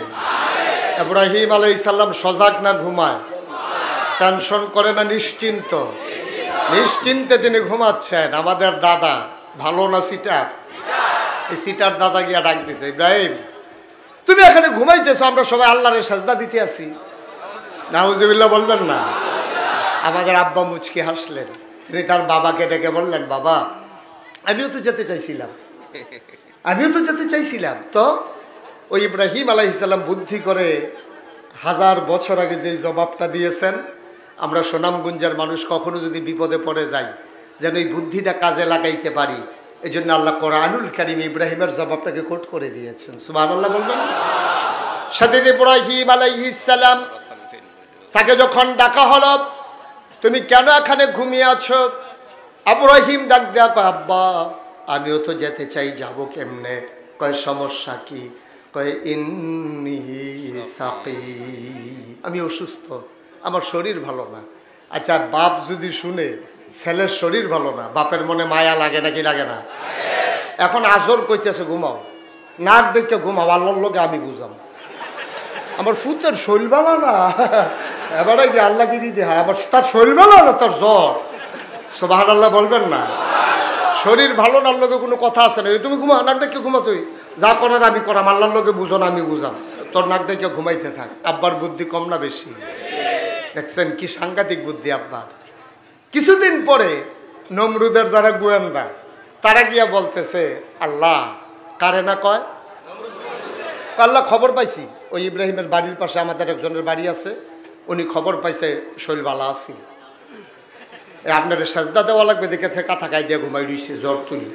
আসলে তার এই শরীর ভালো ছিল, সে অসুস্থ ছিল না, সে আমাদেরকে ধোকা দিছে। তাই না? কি কহ? কত যাও ধরে পুলিশ নিয়ে আসো। এখন পুলিশ গেছে, আমাদের আব্বা ঘরের ভিতরে চতুর্দিক দিয়ে ঘেরাও দিয়ে ফেলছে। পুলিশ ঘেরাও দিয়ে সেটা বলতেছে, পালানোর চেষ্টা করবেন না, আইন শৃঙ্খলা রক্ষাকারী আপনাকে ঘেরাও দিয়ে ফেলছে। চেয়ারম্যান সব পড়ছেন নেই বিপদ পড়ছে না? হ্যাঁ, এক ফতের ফতিক, যেই তেলের গানি সেই তেলের খৈল। এখন বলছে যে আইন শৃঙ্খলা রক্ষাকারী বাহিনী আপনাকে ঘেরাও দিয়ে ফেলছে, পালানোর চেষ্টা করবেন না। আমাদের আব্বা ইব্রাহিম ওরা তো বুঝে নাই কার ঘরের সামনে গেছে, দরজা খুইলা বলে এটা পালানোর মানুষ না। সুবহানাল্লাহ বলবেন না? আপনি ঘোষণা দেওয়া লাগে, এটা কি দৌড় দৌড় না বেড়াইতে মনে করছে? কি করতে হবে বলেন? আল্লাহ বলছে আপনাকে ধৈর্য নেওয়ার জন্য। এটি ধৈর্য নেওয়াও লাগে না, গেলে ইসলে খবর দিলেই যায়। সুবহানাল্লাহ বলবেন না? খবর দিলেই যায়। ইব্রাহিম আলাইহিস সালাম একেবারে সাথে সাথে হাঁটতেছে, পিছন দিয়ে এক সিপাই আইয়া কইতে আছে, হ্যাঁ এসআইডারে কইতে আছে আর কি, থানার ওসিরে কইতে আছে, কয় স্যার হ্যান্ডকাপ, হ্যান্ডকাপ এমনি যাইতে আছি, তোর হ্যান্ডকাপের কি দরকার? যখন ইব্রাহিম আলাইহিস সালাম গিয়া ঢুকছে নমরুদের দরবারে, নমরুদ ডাক দেখা, এই তোমার নাম ইব্রাহিম? কয় জি আমার নাম ইব্রাহিম। কয় শুনলাম তুমি নাকি আমার আল্লাহ মানো না? কয় কে কয়? কয় যে সবাই কয়। আমাদের আব্বা মুচকি হাসি দিয়া কয়, সবাই যখন কয় এত মানুষ মিল্লা মিথ্যা কনা সত্যই কয়। কয় তাইলে কি তুমি আমার আল্লাহ মানো না? কয়টা তো শুনলে নাকি ভালো লাগতেছে নাকি শুনতে পারলা? আমি যে মানি না এটা সবাই কয়, এটাই সত্য, আমি আপনাকে আল্লাহ মানি না। নমরুদ আবার ডাক দিয়া নিয়া কাছে বসাইছে, এভাবে পাশে বসাইয়া বলতেছে, ইব্রাহিম আমার বড় শখ ছিল তোরে আমার একটা আল্লাহ হইতাম, হইছি, কিন্তু এক সাইডটা হইতাম পারি না তোর লেগে। তুই একটা বাধা বেড়া, তুই আমি মান্যালে তোর আব্বাই তো মানে, তোর আম্মাইও মানে, তোর চাচা যারা সবাই মানে, শুধু তুই মান্যা গেলে আমি এক সেটি আল্লাহ হয়ে যাই, তোর কোনো সমস্যা আছে? আমাদের আব্বা মুচকি হাসি দিয়া কয়, নমরুদ আমারও মন চাইছিল আপনার আল্লাহ মাইনা ফালাই, কত না করছে কি? কয় চিন্তা করে দেখলাম আপনি মরবেননি। কি কয়? আপনি মরবেননি। এই কথা কইছে পরে নমরুদ চুপ মেরে গেছে, মনে মনে চিন্তা করতেছে, তেজি জিগেল মরামনি, এত মানুষের সামনে একটা না একটা কিছু কোয়া তো লাগবে। এই মন্ত্রী উপদেষ্টা সব বৈশা রয়েছে, সবার সামনে জিগেছে আপনি মরবেন না। সে চুপ করে বসে থেকে চিন্তা করতে, কি মরলে ভালো হয় না থাকলে ভালো হয়, তিতেই তো আমি তো পারতেছি না, কি মরলে ভালো হইব না থাকলে ভালো হইব, এই তো বুঝ করতে পারতেছি না ঘটনা কি। কতক্ষণ পরে চিন্তা করে দেখলো তে তো আমার মাইনখা সিফা থালাই দিছে, আমি কি মরলাম না বাঁচবো, কোনটা কমু? শেষ পর্যন্ত নমরুদ চিন্তা করলো থাক, মানুষের ভিতরে আল্লাহ বাঁচলে আর কয়দিন, মরা তো লাগবেই, সত্যটাই কই। এখন নমরুদ বলতেছে, ইব্রাহিম তুমি যে জিজ্ঞেস করছো আমি মরবো কিনা, তো মানুষের ভিতরে আল্লাহ হইছি বুঝো না, সবসময় কি আর থাকা যাবে? মরা তো লাগেই। ইব্রাহিম আলাইহিস সালাম এই তো, এই জন্য তো আপনার আল্লাহ মানা যায় না। যেহেতু আপনি নিজেই বলছেন আপনি মরে যাবেন, মনে করেন আমার বাড়িতে বড় বিপদ, আমার আল্লাহর খুব দরকার, এর ভিতরে দৌড়াই আপনার বাড়িতে দেখলাম আপনি ময়রা সিট্টুই রইছেন, তো আমি আল্লাহ ফামু কই? তো যেই আল্লাহ নিজেই কই ময়রা যাবে, তারে অন্য কেউ আল্লাহ মানুক, আমি আল্লাহ মানতে পারি? কি বুদ্ধি আব্বার দেখছেন? এই বুদ্ধি আমরা এই বাংলাদেশের ফলাফাইনেও পাইছি। আরে এই বুদ্ধির দোষে তো বাইরে আসিল, না হইলে তো কবে কয়বার ভিতরে যাওয়ার লাগলো, এটার কোনো খবর নাই। ফিডাফিডি হয়েছে বেটা সিলেট শহরে, আসামি ফইরা বসে সুনামগঞ্জ বাগান বাড়িতে, ঠিক কিনা কম? এই কারবার হয়েছে নাকি হয় নাই? মারামারি হয়েছে সিলেট, আর আসামি পড়ছে দুয়ারা বাজার। কারবার কি? সিভিল বেশে। এখন আসামি যে পড়ছে তো খবর পাইছে, সিভিল বেশে পুলিশ আসছে তারে ধরার জন্য, শার্ট প্যান্ট গায়ে দিয়া বইরা যখন আসছে, আইসে হুন্ডা দাঁড় করাইছে, আইসে হেতে দুয়ারা বাজার বইয়া বইয়া হেতে চা খায়। তো হেতার নামে মামলা, তার নাম হইল আব্দুল করিম, পিতার নাম আলমগীর হোসেন। তো জিজ্ঞাসা, ভাই এই পিতা আলমগীর হোসেন, ছেলের নাম আব্দুল করিম, লোকটা কারা? তো যার নাম আব্দুল করিম তার এই জিগায় লোকটা কারা? তো মনে মনে কয় আমার এই জিগায় আমি বিলে কারা। এতে করছে কি মিশা কথাও তো কইতে পারে না, নামাজ রোজা করে। হ্যাঁ দাঁড়ানো ছিল এই জায়গায়, খেয়াল করেন, আপনি কি দেখতে পাচ্ছেন? হ্যাঁ দাঁড়ানো ছিল এই জায়গা, এখন দাঁড়াইছে গিয়ে এই জায়গায়। কয় কার কথা জিজ্ঞেসলেন? কয় মোহাম্মদ আব্দুল করিম, পিতা আলমগীর হোসেন। তে কই? কই এই সামান্য একটু আগেও তো এখানে আসিল।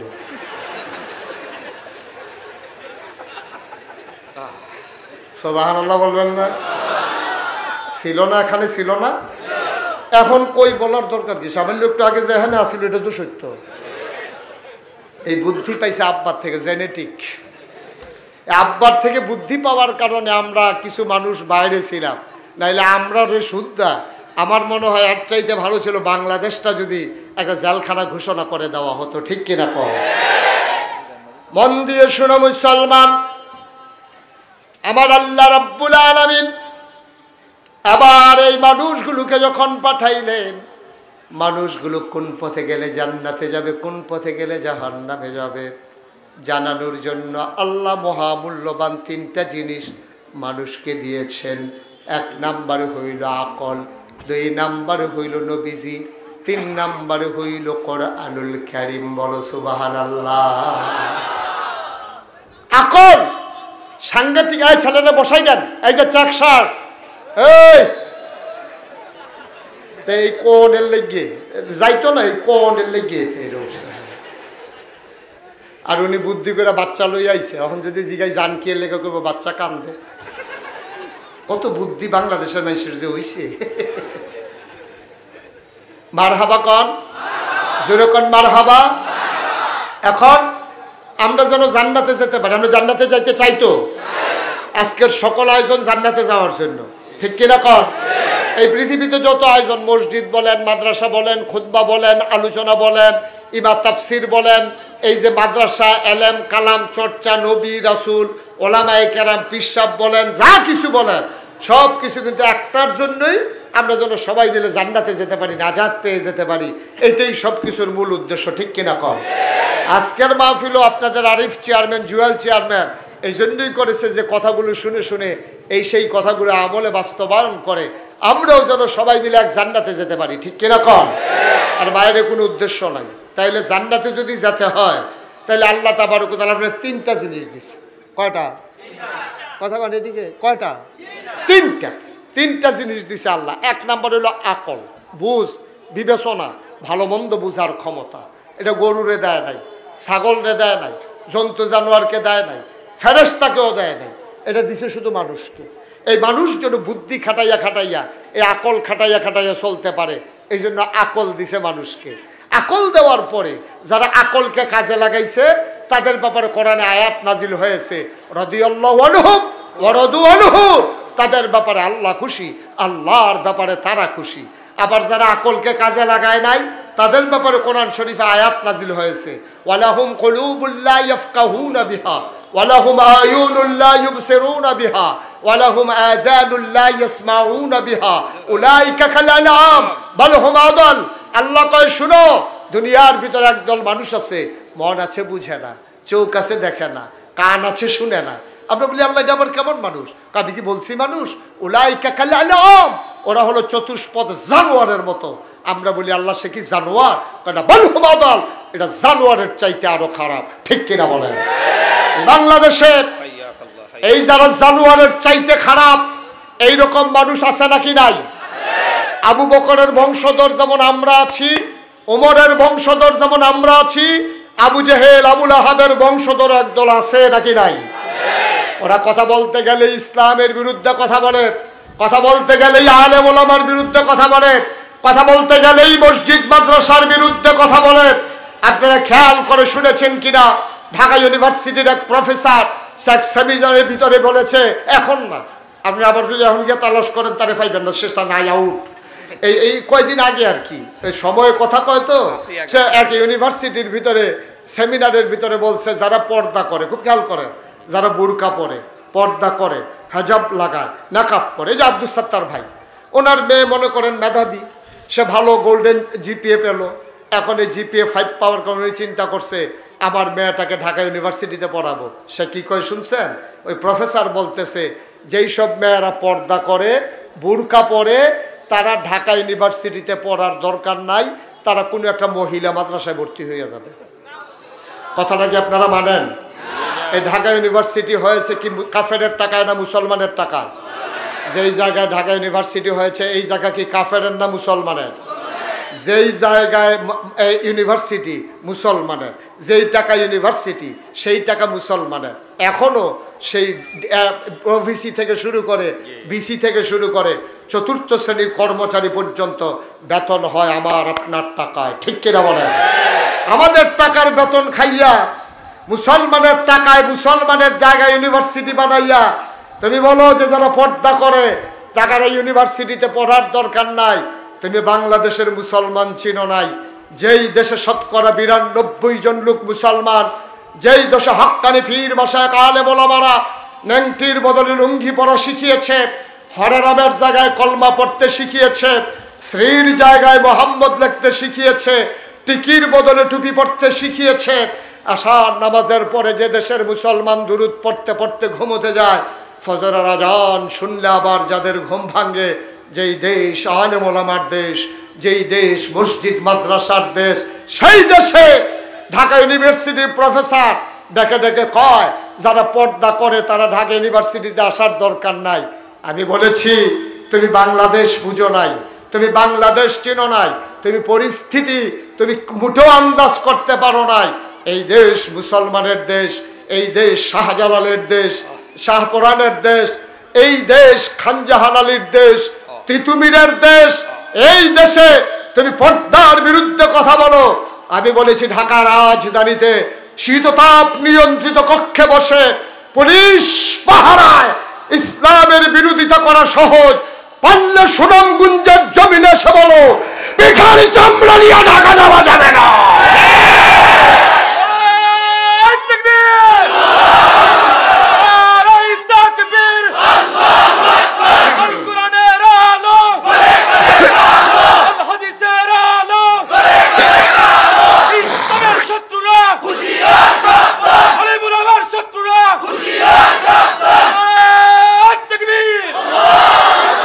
সবাই পড়ে না আমিন? তাইলে তিনটা কয়টা জিনিস দিছে আল্লাহ? বা কথা কয় না দেখি কয়টা? এক নম্বরে আকল। আকল সাংঘাতিক জিনিস। আপনার চোখ আছে, আকল নাই, আপনি চলতে পারবেন। আপনার চোখ নাই, আকল আছে, আপনি চলতে পারবেন। আপনার পা নাই, আকল আছে, চলতে পারবেন। আপনার হাত নাই, আকল আছে, চলতে পারবেন। ওই বুদ্ধিটার কারণে দেখবেন অন্ধ মানুষ যা পারে, অনেক সুস্থ সবল মানুষও তা পারে না। তাদের জেহান শক্তিও ভালো। তা আমার বাসা তো কুমিল্লা শহরে, তো যেখানে আমার বাসা, আমি পাশেই একটা মসজিদ আছে, ওখানে নামাজ পড়ি বাসায় থাকলে। তো আমার এক বন্ধু আমার সাথে দেখা করার জন্য আসবে। তা আমারে বলতেছে দোস্ত তোমার সাথে একটু দেখা করতে চাই, কোথায় আসবো? আমি বললাম জোহর নামাজ মসজিদে পড়ো, আমিও পড়বো, ওখানে দেখা হবে। তো ওই মসজিদের সামনে কিছু ভিক্ষুক আছে, একটার লোক আমার খুব খাতির, তার একটু ভালো মন্দ লুঙ্গি টুঙ্গি লাগলে, মলম টলম লাগলে, ট্যাবলেট টুবলেট, এটা আমি খেয়াল করি আর কি, যতটুকুন পারি। আমিও তো আর ধনী মানুষ না, যতটুকুন পারি চেষ্টা করি। তো আমি যখন বন্ধুকে নিয়ে বের হয়েছি, ওই ভিক্ষুকের কথা আর আমার মনে নাই, দুস্থ পাইয়া কথা বলতে বলতে বের হয়ে গেছি। আমার গলার আওয়াজ ওই ভিক্ষুক শুনছে, শুই না আমার ডাক দিয়া কইতে আছে, কইয়া ওই অন্ধ ভিক্ষুক সে শুনে ফেলছে, শুনে বলতে হুজুর আপনি কি যাইতেছেন গা? আমি কাটে না আইতে আছি। আমি আবার ফিরে গিয়ে আমার বন্ধুকে বললাম, বন্ধু এই লোকটার কিন্তু সাংঘাতিক বুদ্ধি, কারে শুধু চোখেই দেখে না, কিসের বুদ্ধি? আমি এখনই দেখবা কি বুদ্ধি। তো তার কাছে ফেরত গিয়া আমি তো সবসময় কিছু দেই, তখন আমি পকেট থেকে একটা 10 টাকার নোট বের করে তার হাতে দিয়া বললাম যে আমার আজকে বন্ধু আসছে, মন খুব ভালো, এই জন্য তোমার 100 টাকার একটা নোট দিলাম। দিছি কত? ঘুমাই গেছেন আপনারা? দিছি কত? বলছি কত? 100 টাকা। ও ভিক্ষুক হাতে নিয়ে আসে, এটা কি জানি এমনি ধইরা আমার দিকে চাইয়া কয়, শয়তানি করে। কি শয়তানি? কয় 10 টিক্কা।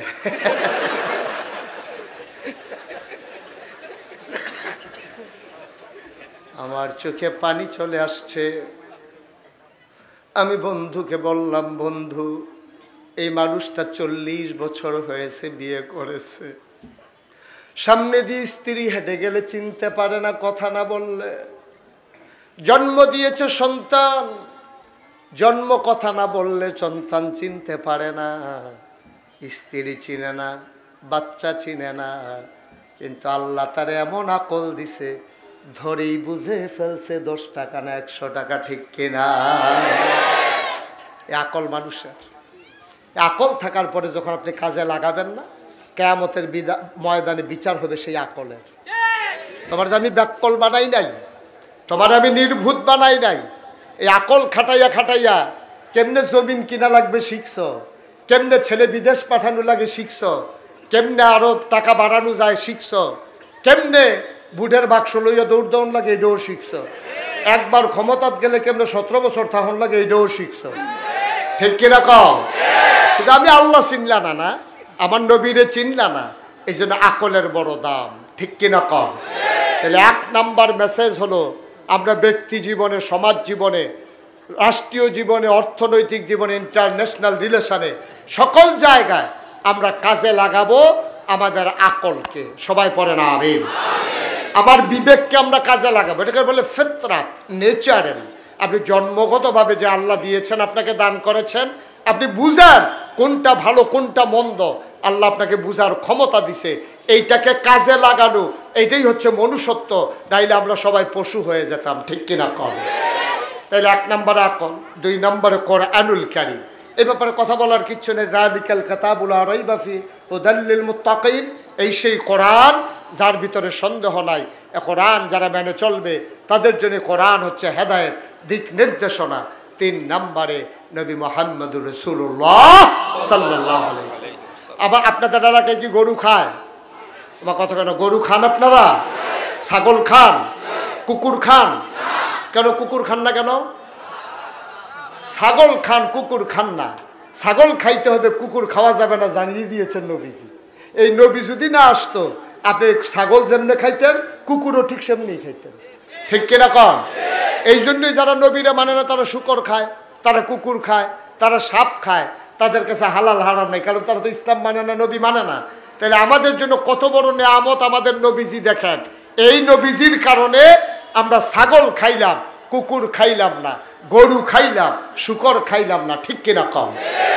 এই নবীজির ব্যাপারে এখন আমাদের জানতে হবে যে আল্লাহ আপনি যে নবী পাঠাইলেন, কি হিসাবে পাঠাইলেন? আল্লাহ কয় আমার ব্যাপারে তোমাদের ধারণা কি? আমরা বলে দিলাম, আমরা তো আগেই বলে দিয়েছি, আলহামদুলিল্লাহি রাব্বিল আলামিন। আপনি হচ্ছেন সেই আল্লাহ, সমস্ত জগৎ সমূহের যিনি রব, আর সমস্ত প্রশংসা আপনার। এবার আল্লাহ কি কয় শুনেন। আল্লাহ ডাক দেয়া কয়, বান্দারে, অসুনামগঞ্জের মানুষ মন দিয়ে শুনো, আমি আল্লাহর ব্যাপারে তোমাদের ধারণা, আমি হইলাম রব্বুল আলামিন। এবার আমার নবীর ব্যাপারে ধারণা নিয়ে যাও। ওয়ামা আরসালনাকা ইল্লা রাহমাতান লিল আলামিন। মজা করে আমি যখনই আয়াতটা পড়ি, আমি ব্যাকাপ্লুত হয়ে পড়ি, আমার চোখে পানি চলে আসে। আয়াতটার ভিতরেই যেন আল্লাহ একটা মধু দিয়া রাখছে, মনে হয় মুখে দিলেই মধু বের হতে থাকে। সুবহানাল্লাহ বলবেন না?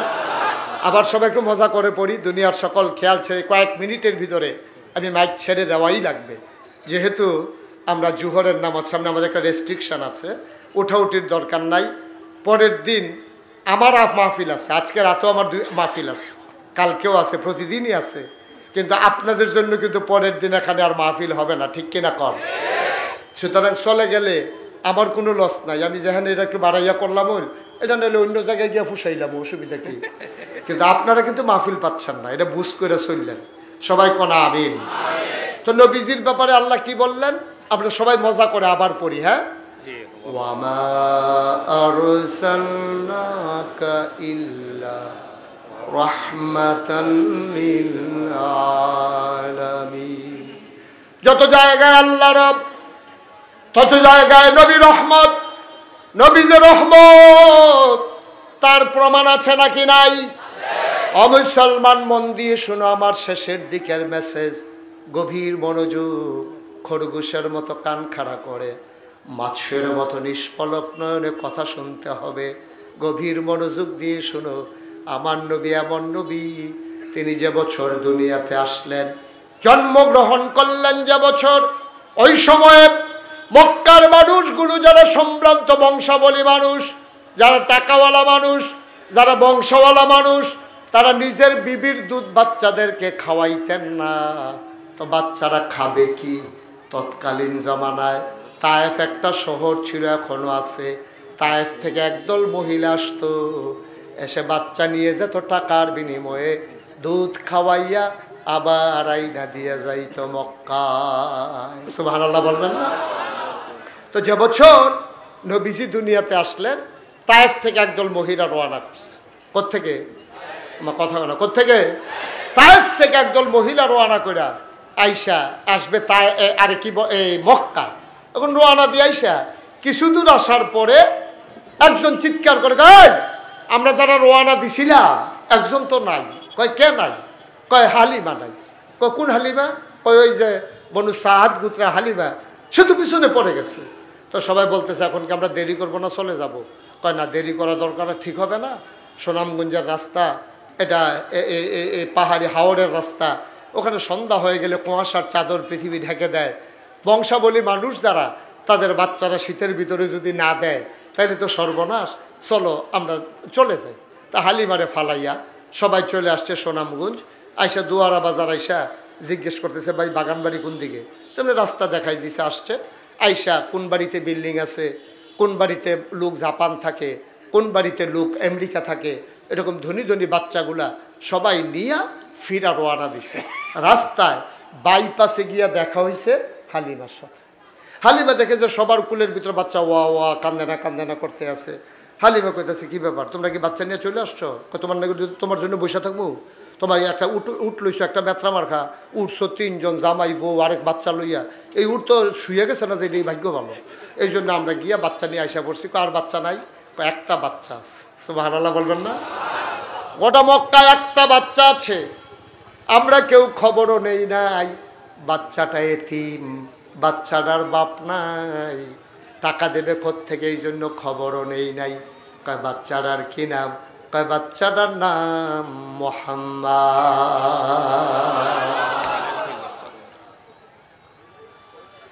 হালিমার স্বামীর মনটা ছিল নরম। হালিমার স্বামী বলে, হালিমা বাইপাস চলে আসছি, দোয়ারা বাজার আর কদ্দুর, চলো একটু দেখে আসি। Not allow. না না, উনি মনে করছে আর আগে দুইজন গেছে, আমার দোষ কি? আপনার সাংঘাতিক দোষ আছে আপনার। হ্যাঁ, সিফা দিয়া বইয়া থাকেন আপনি। হ্যাঁ, মারহাবা কন, জোরে কন। এখন হালিমা চাইতেছে চলে যাওয়ার জন্য, আর হালিমার স্বামী বলতেছে, চলো ভাগ্যে বোধ এটা আমাদের আছে, চলো যাই বাগান বাড়িতে গিয়া, যদি পছন্দ হয় না নাইলে নাই। তা হালিমার স্বামীরে হালিমা স্বামীর অনেক বুঝাইয়া শোনাইয়া নিয়ে আসছে হালিমারে এই বাগান বাড়িতে। আইনা দেখছে যে এই কই বাড়ি কার? এইটি তো চেয়ারম্যানের বাড়ি। তো এই বাড়ির বাচ্চা তো চলে গেছে, ওইটা কার? এই যে জাপান থাকে, সব ধনী ধনী বাচ্চাগুলা নিয়ে গেছে। এখন গিয়া কাবা ঘরের কেনারে গিয়া দাঁড়াইছে হালিমা, হালিমার স্বামী, আর সাথে ছিল সন্তান, নাম ছিল আব্দুল্লাহ। নাম ছিল কি? আমার কথা না, কি নাম? হালিমার যে নিজের বাচ্চাটার নাম ছিল আব্দুল্লাহ। তো তিনজন গিয়া দাঁড়াইয়া বলতেছে, হুজুর এই আপনি কি বলতে পারবেন যে এখানে নাকি মোহাম্মদ একটা লোক আছে, ছেলে আছে, বাচ্চা আছে, এটার ঘর কোনটা? কারি ওই যে মোহাম্মদ আব্দুল্লাহ ভাই সাহেবের ছেলে, ওই যে ঘরটা, এটাই তো ঘর। সুবহানাল্লাহ বলবেন না? হালিমার স্বামী ছোট বাচ্চা নিয়ে হালিমার ঘরের সামনে গিয়ে দাঁড়ালেন। হালিমা বললেন, স্বামী আমার, পর পুরুষ এখানে ঢোকা ঠিক হবে না, এই মহিলাতে, এই বাড়িতে কোনো পুরুষ নাই, আপনি দয়া করে বাইরে দাঁড়ান, আমি একটু ভেতরে যাই। এবার হালিমা বাচ্চাটারে হালিমার স্বামীর কুলে দিয়া হালিমা গিয়া দাঁড়াইলেন দরজায়, সালাম দিলেন, আসসালামু আলাইকুম। ভেতর থেকে মহিলা কয়, ওয়ালাইকুম আসসালাম রহমাতুল্লাহ। ডাক দিয়া কয়, কে সালাম দেয়? কয়, আমার নাম হালিমা। কয়, কোন হালিমা? কয়, আমি হালিমাতুস সাদিয়া, তায়েফ থেকে এসেছি বাচ্চার জন্য, আমি কি ভেতরে আসবো নাকি? আমেনা ডাক দেয়া কয়, হালিমা গো, সকাল থেকে কত মহিলা বাচ্চা নিয়ে এই দরজা দিয়া গেল, বাচ্চার আওয়াজ শুনলাম, উটের পায়ের শব্দ শুনলাম, কেউ খবর নিল না, তোমার বুঝি মায়া লাগছে গো হালিমা?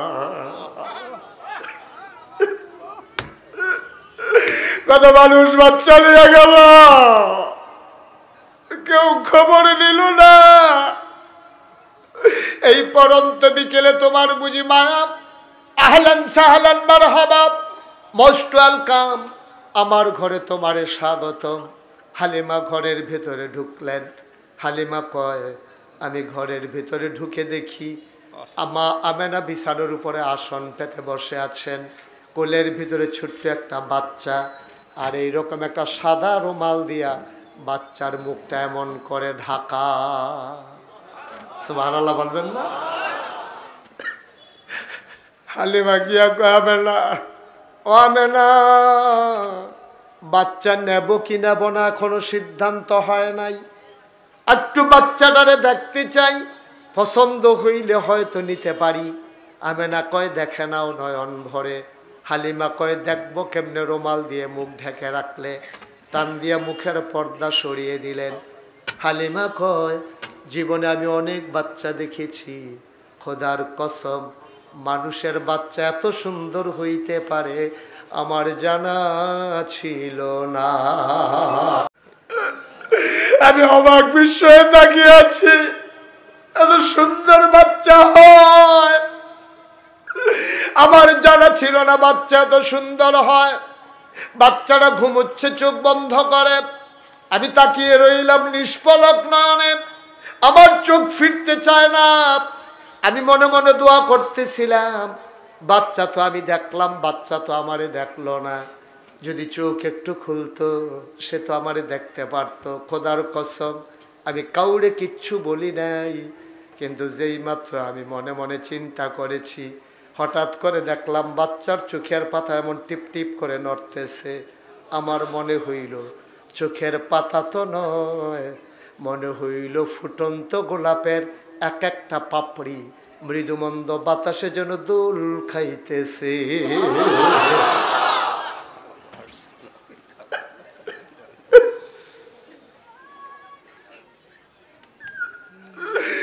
মনে হইল যেন দোল খাইতেছে পাপড়ি গুলো। আস্তে করে বাচ্চারা চোখের পাতা খুললেন, বাচ্চারা আমার দিকে তাকালেন, আমি তো আগ থেকেই তাকিয়ে আছি, সেও আমার দিকে তাকিয়ে আছে, চার চোখের মিলন হয়ে গেল। সেও চোখ ফিরায় না, আমিও ফিরাই না। হঠাৎ করে সে কি মনে করলো বুঝলাম না, ছোট্ট শিশু ঠোঁটের কোনাটা বাঁকা করে আস্তে করে একটা মুচকে হাসি দিল। হাসিটার সাথে সাথে আমার মনে হইল আমি হালিমার কলিজাটা যেন দুইটা ভাগ হয়ে গেছে।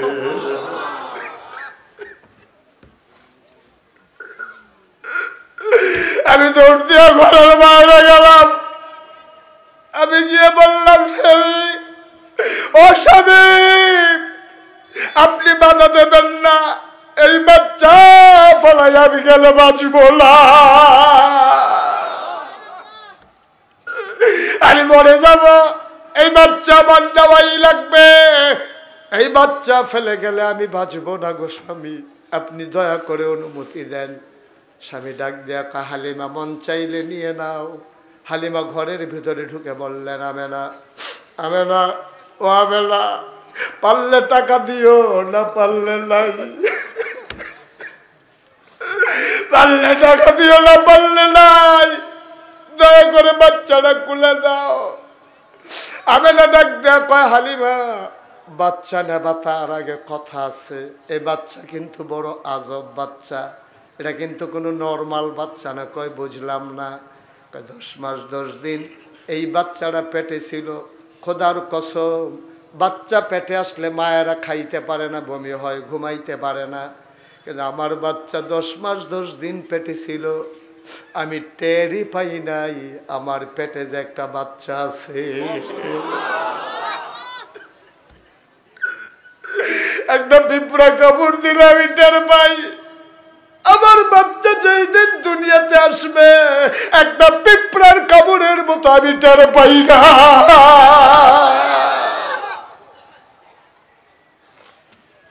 হালিমা, হালিমা জন্মের আগেই বাচ্চা তার বাপ হারাই ফেলছে। বাচ্চা দেখতে পারে নাই বাবার মুখ, বাবা দেখতে পারে নাই বাচ্চার মুখ। আমার বড় দুঃখ গো হালিমা, আমার মনে বড় কষ্ট। আমি এই ছোট্ট শিশু নিয়ে একা একা আছে, আমি তার মা, আমি তার বাবা। ও হালিমা, বাচ্চা নিতে চাও? এই বাচ্চা বড় আজব বাচ্চা, খাইতে দিলেও খায় না, খাইতে দিলেও ঘুমাই থেকে, কান্নাকাটি করে না, দিলে খায় না, খাইলে নাই। কোনোদিন আমার বাচ্চা কাঁদে না, ঘুম পাড়াই দিলে নড়ে না। এটা বড় আজব বাচ্চা হালিমা। তুমি নিজ বুদ্ধি করে সময় সময়ে দুধ খাওয়ানো লাগবে। ও কেন কান্নাকাটি করে খাবে না হালিমা। 3 দিন যদিও রাখো, তারপরেও খাবে না গো হালিমা। হালিমা কয়, দেন দেন, এই বাচ্চা আমার কাছে আমানত, আমি তাকে রক্ষা করব জীবন দিয়ে হলেও। হালিমা বা আমেনা এবার ডাক দেয়া কয়, শোনো, আমার মনে বাচ্চাটার একটা দুঃখ আছে, তারে আমি একটা কাগজের ফুলও কিনে দিতে পারি নাই। আমার সুন্দর বাচ্চা, আমার কলিজার টুকরা, আমি তার একটা খেলনা কিনা দিতে পারি নাই, আমি আদর করে কিচ্ছু দিতে পারি নাই। আমার স্বামী নাই, কে বাজারে যাবে, কে খেলনা কিনে দেবে? এই বাচ্চাটার ভাগ্য এতই খারাপ, তারে কিচ্ছু কিনে দেওয়া গেল না গো হালিমা। তারে বড় আদর যত্ন করে রাখো। শোনো শোনো শোনো, একদিনের ঘটনা শোনো। আমি বাচ্চাটারে ঘুম পাড়াইয়া হাম্মামে ঢুকেছি গোসলের জন্যে। গোসলখানায় গোসল করতে ঢুকলাম, আমি গায়ে পানি ঢেলে দিয়েছি। হঠাৎ কানে আওয়াজ আসলো, কি যেন ঘরের ভিতরে নড়াচড়া করে। আমি চমকে উঠলাম, থমকে দাঁড়ালাম, আশ্চর্যান্বিত হয়ে গেলাম। আমার মোহাম্মদ তো ঘুম পাড়াই দিলে নড়ে না, তাহলে আওয়াজ কিসের? ভয় ঢুকে গেল অন্তরে। তাড়াতাড়ি জানালা খুলে ভিতরের দিকে তাকাইয়া দেখি আমার মোহাম্মদ হাত নাড়তেছে, পা নাড়তেছে, খিলখিল করে হাসতেছে, আর কি যেন আকাশের দিকে ধরতে চায়। হাসে আর কি যেন ধরতে চায়। আমি চিন্তা করলাম, কখনো তো মোহাম্মদ এমন করে না, কি ধরতে চায়। আমি আবার তাকাইয়া দেখলাম আমার মোহাম্মদরে আমি খেলনা কিনা দিতে পারি নাই। আমার আল্লাহ তারে খেলনার বাকি রাখে নাই। আমার মোহাম্মদের খেলনা আমি দিতে পারলাম না, কিন্তু আমার আল্লাহ ঠিক ঠিক তার খেলনার ব্যবস্থা করে দিয়েছেন। আমি তাকাইয়া দেখি আমার মোহাম্মদের মাথার উপরে আকাশের চাঁদ আর তারাগুলো খেলনা হয়ে কাছে চলে এসেছে। মোহাম্মদ ধরতে চায় আর খেলনাগুলো মাঝে মাঝে হারিয়ে যায়।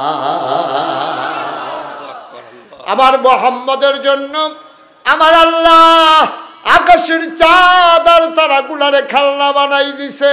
ও হালিমা, এই বাচ্চা বড় আজব বাচ্চা। আমেনা কয়, হালিমা কয়, দাও দাও দাও, বিসমিল্লাহ বলে আবার আমানত আমার কুলে দাও।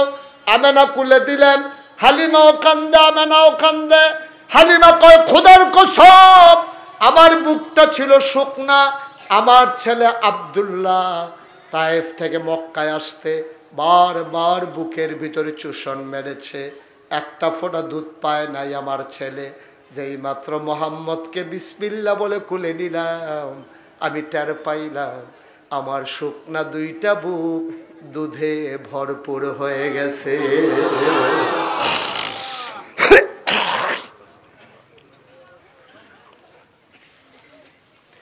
দুধে ভরপুর হয়ে গেছে। আমি তাড়াতাড়ি মোহাম্মদকে এক বুকে লাগালাম। মহিলাদের অভ্যাস, এক বুকের দুধ খাওয়াইয়া তারপরে আবার আরেক বুকে লাগায়। কয় খোদার কসম, আমি মোহাম্মদকে এক বুকে লাগাইয়া দুধ খাওয়াইলাম, পরের বুকে যখন লাগাইলাম মোহাম্মদ আর হা করে না।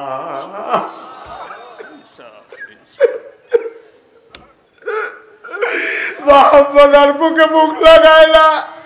আমি আশ্চর্য হয়ে গেলাম, এই ছোট্ট বাচ্চা এক বুকের দুধ খায় আর এক বুকের খায় না কেন? আমি তো বুঝি নাই। আমি ঘরের বাইরে দৌড়ে আসলাম, এসে বললাম স্বামী ওঠ ছেড়ে দেন তাড়াতাড়ি। তার আগে আব্দুল্লাহর আমার কুলে একটু দেন, মোহাম্মদকে আপনি ধরেন। আমার স্বামীর কুলে মোহাম্মদকে দিয়া আব্দুল্লাহকে কুলে নিলাম একটু দুধ খাওয়ানোর জন্য। আমি আবার আরো অবাক হয়ে গেলাম, মোহাম্মদ যেই বুকের দুধ খাইছে আব্দুল্লাহ এই বুকে মুখ লাগায় না। মোহাম্মদ যেই বুকের দুধ খায় নাই আব্দুল্লাহ সেই বুকে চপ চপ করে দুধ খায়। আমি বুঝে নিলাম আমার এই মোহাম্মদ যেমন তেমন মোহাম্মদ না, তার ইনসাফ সেই শিশু বয়সে প্রমাণ করে দিয়েছে। দুধ ভাইয়ের সাথে যেন ডিড হয়ে গেছে, চুক্তি হয়ে গেছে, ভাই আমরা কারো অংশে কেউ হাত দেব না, আমার বুকের দুধ আমি খাবো, তোমার বুকের দুধ তুমি খাবা। সুবহানাল্লাহ বলবেন। তিনি এমনি বিশ্বনবী হয় নাই, সেই জন্মের পরে দুধ খাওয়া অবস্থায় তিনি প্রমাণ করে দিয়েছেন ইনসাফ কারে কয়। আজকে বাংলাদেশে গোটা বিশ্বে ইনসাফের জন্যে তোমরা মানবাধিকার কমিশন করো, তোমরা জাতিসংঘ করো, তোমরা রেড ক্রস রেড ক্রিসেন্ট করো, মানুষের সহায়তার জন্য ইনসাফ কারে কয় তোমাদেরকে শিখতে হবে আমার শিশু নবীর কাছে, ঠিক কিনা বলো? আমার দুধের বাচ্চা নবীর কাছে শিখতে হবে ইনসাফ কারে কয়। আজও আবার নতুন করে প্রমাণ করে দিতে হবে। আজকে যখন বাংলাদেশ নিয়ে গভীর ষড়যন্ত্র হচ্ছে, আমার ইসলাম নিয়ে যখন ষড়যন্ত্র হচ্ছে, প্রমাণ করে দিতে হবে কর্ডোবাকে সভ্যতা শিখিয়েছি আমরা, স্পেনকে সভ্যতা শিখিয়েছি আমরা, পুরো বিশ্বকে সভ্যতা আমরা শিখিয়েছি। আমাদেরকে যেন কেউ সভ্যতা শিখাতে না আসে, ঠিক কিনা বলো?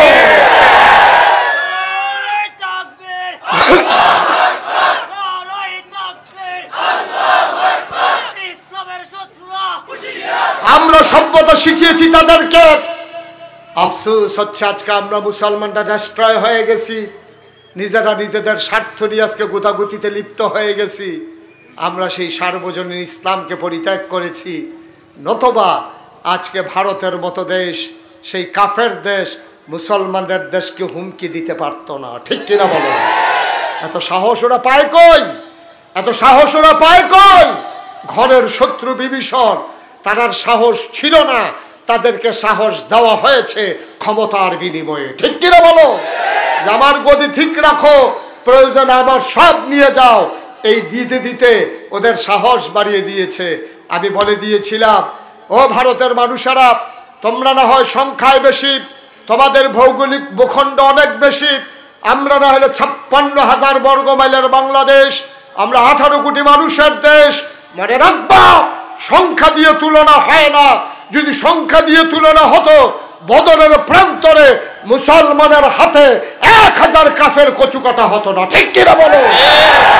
যুদ্ধ সংখ্যা দিয়ে হয় না, যুদ্ধ হয় ইমান দিয়া, ঠিক কিনা বলো? সুতরাং এই 18 কোটি ইমানদারের কাছে তোমরা 100 কোটি কাফেরকে আমরা সংখ্যায় ধরি না, কারণ আমরা হালি নিজেরা গণি 4টা দিয়া, আর তোমরা সামনে পড়লে 20-25টা দিয়ে আলি গণন লাগে, ঠিক কিরকম? ফোলাফাইনের খেলার মতো কয়দিন পরে পরে কয় ফেস দিত না, ফেস দিত না, আলু দিত না। আরে বাড়ি রাখা দেওয়ানের জিনিস, কাঁঠাল যদি ফাইকা যায়, হয় তুই খাইবি, না হইলে দিবি, না হইলে বেচবি, আর বাইরে কোনো লাইন নেই। আর নইলে নদীতে ফালাইবি। কাঁঠাল পাইকা গেলে এটা কি রাইখা দেওয়ার জিনিস? আনারস পাইকা গেলে কি রাইখা দেওয়ার জিনিস? তাইলে তুমি যে আনারস দিবা না কও মাগ না দাও নাকি? বেড়া কাটা তারের বেড়া দিয়ে আগে টেহানো, উপরে তলে দিয়ে আনারস দাও। টেহা ছাড়া তোমরা কিছু বুঝো? তোমরা আমরা টাকা দিলে তোমরা কাঁঠাল দাও। তোমরা যে একবার কইছিলা যে গরু দিবা না, তা আমরা কি কুরবানির বাকি রইছে নাকি? আমার শিক্ষিত যুবকেরা যখন এগুলো ফান্ড করা শুরু করে দিয়েছে, কুরবানি দেওয়ার পরে গরু আরো উঠছে, বেশতি হইছে, ঠিক কিনা কও? খালি আপনারা আমার কথা শুনেন না বইলা, বাংলাদেশের মানুষ যদি আমার কথা শুনতো তাইলে জীবনেও তারা এই কাজ করতে পারতো। ভারতের তারাই সাহস দেখাইতে পারতো না। আজকে যারা আছেন, আপনাদের এলাকায় মানুষ কম, জায়গা বেশি, আপনাদের পতিত জমিনগুলো, বাড়ির পাশের জমিনগুলো আপনারা কুপাইয়া এগুলো যখন পেঁয়াজ লাগাই দেন, এখন পেঁয়াজের সিজন, কটা টমেটোর গাছ লাগাই দেন, কটা ধনিয়া পাতা লাগাই দেন, কটা কাঁচামরিচ লাগাই দেন। বাড়ির পেছনে যে গর্তটা আছে এটা একটু গভীর করে একটু পানি দিয়ে কটা তেলাপিয়া ছেড়ে দেন।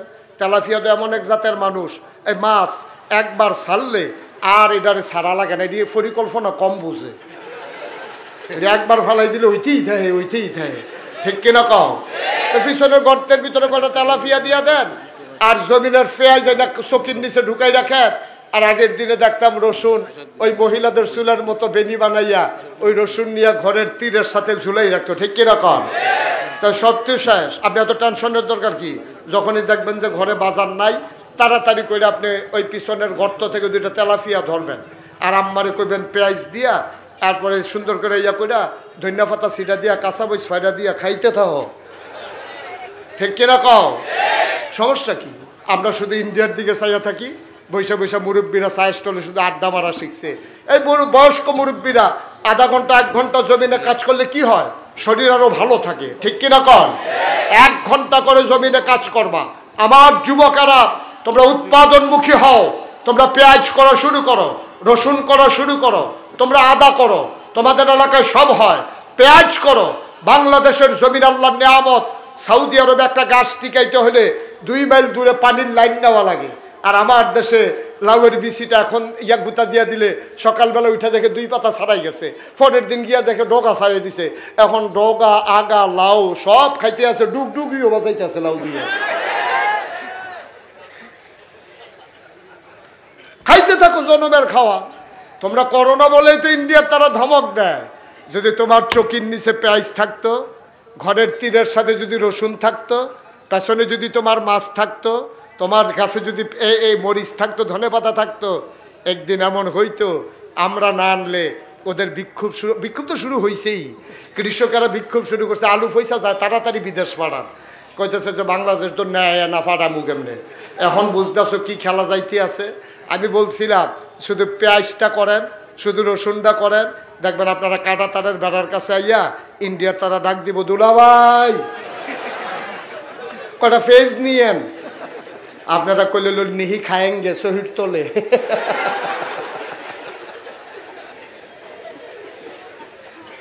শুধু পারলাম না আপনাদের জন্য, আর নইলে 18 কোটি মানুষের 36 কোটি হাত যদি আজকে স্বাবলম্বী হয়ে যায়, আজকে যদি উৎপাদনমুখী হয়ে যায়, সামান্য কয়েক বছরের ব্যবধানে আমার বাংলাদেশ হবে বিশ্বের অন্যতম অর্থনৈতিক শক্তিশালী একটা দেশ। কতভাবে তারা আফগানিস্তানকে দমিয়ে রাখতে চেয়েছিল, তালেবান যখন ক্ষমতায় এসেছে আল্লাহ তাদের জমিনের দরজাগুলো খুলে দিয়েছে। খনিজ সম্পদের আজকে তারা ভরপুর হয়ে গেছে। ডালিমের কারণে ডালগুলো আজকে ভেঙে ভেঙে পড়ছে। আজকে প্রমাণ হয়ে গেছে মুসলমানদের হাতে যখন জনপদ চলে আসে আর আল্লাহর আইন যখন কায়েম হয়ে যায়, আল্লাহ তাবারক ওয়া তাআলা বান্দার জন্য তার আসমান আর জমিনের দরজাগুলো খুলে দেয়, ঠিক কিনা বলেন? আসুন সবাই মিলে 5ই আগস্টের পরে আমরা শপথ নেই, আজকে আবার এই বাংলাদেশকে স্বাধীন সার্বভৌম বাংলাদেশে কেউ রাজা হবে, কেউ প্রজা হবে, এটা আমরা মেনে নেব না। আমরা সবাই প্রজা, আর রাজা হলে আমরা সবাই রাজা, ঠিক কিনা বলো? আমরা সবাই হয় রাজা হব, নয় প্রজা হব। আমরা কেউ ধনী কেউ নির্ধন, আমরা এমন থাকতে চাই না। আসুন সবাই মিলে সমকাতারে এসে আমার দেশকে ভালোবাসি, আমার ইসলামকে ভালোবাসি। আমরা সবাই মিলে দেশকে এগিয়ে নিয়ে যেতে চাই।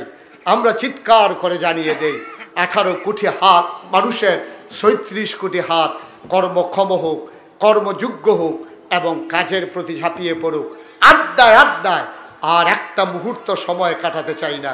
সবাই মিলে জানান দিয়ে দেই, মুসলমানরা ছিল, মুসলমানরা আছে, মুসলমানরাই থাকবে ইনশাআল্লাহ। ঠিক কিনা?